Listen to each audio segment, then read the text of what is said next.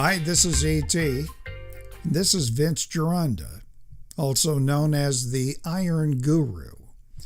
Gironda built a symmetrical, highly defined physique that was back in the late 1940s and early 50s, long before the availability of Dianabol or any other mass-produced anabolic drug.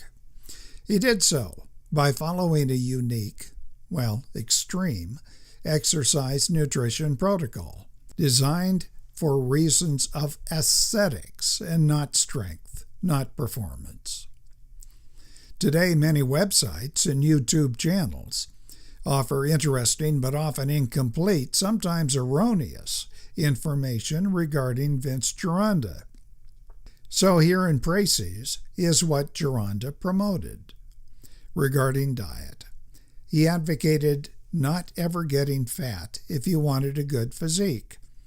Now, hard to believe, as it may seem, this ran counter to thinking of the day which said you build muscle and fat together, then reduce your calories and hope to lose more fat than muscle.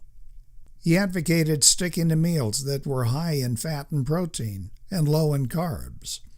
Vince was far before the recent diet fads of Atkins and keto and so on. He said take your fats from whipping cream or half and half, preferably raw. Get your protein and fat from meat.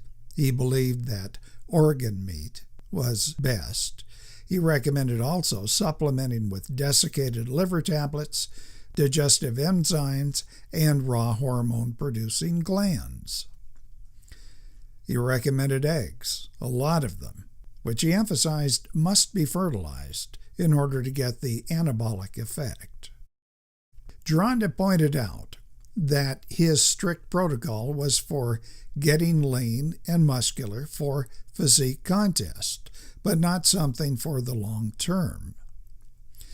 Regarding exercise, Gironda emphasized not overtraining.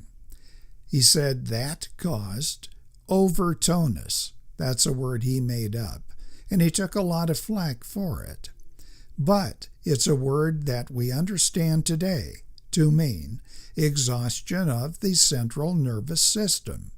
So Vince was way ahead of anybody else in this regard. Gironda demanded that his students avoid heavy compound lifting in favor of isolated development. Legs, for instance, should be worked not by performing heavy back squats, but by doing sissy squats, as they were called then. And there are several variations of these, all of which overemphasize development of the thigh or quadricep muscle at the expense of, in my opinion, the joint protective hamstring and gluteus maximus development. Well, the result of this kind of leg development is a sweeping of the frontal leg muscle, but possible knee joint damage, and it doesn't do much for running or any productive labor.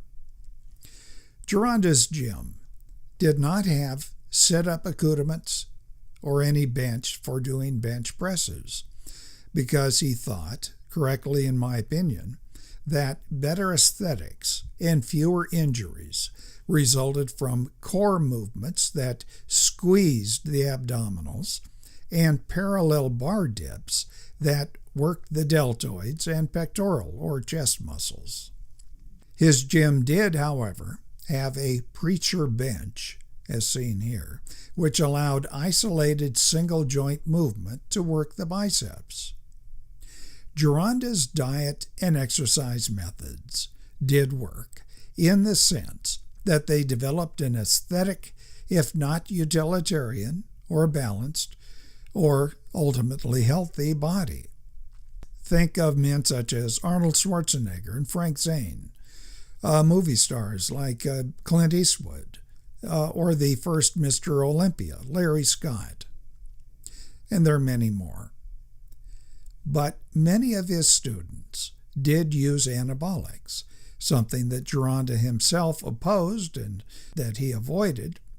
But we cannot say that The success of his pupils in building great physiques is simply the result of diet and specialized isolation movements.